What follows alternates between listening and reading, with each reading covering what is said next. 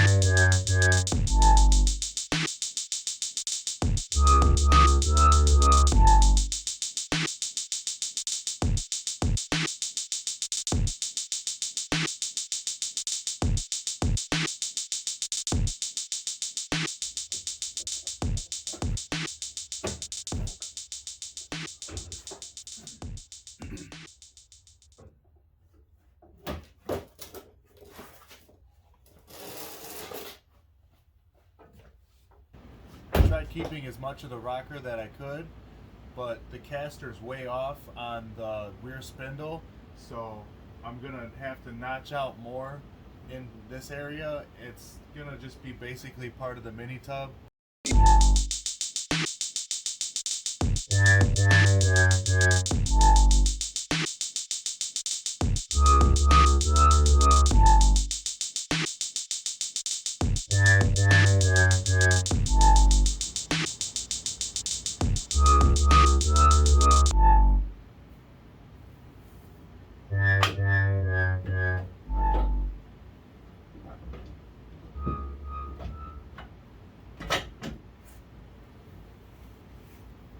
Now that I got the suspension lined up with a load on it, and the control arms look pretty straight,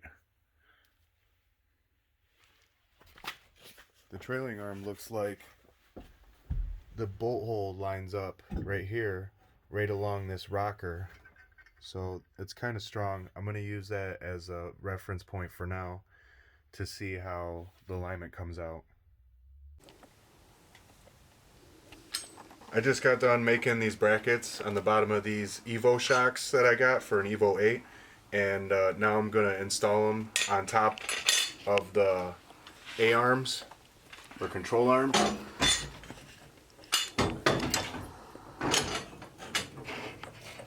And then mount the mounts in.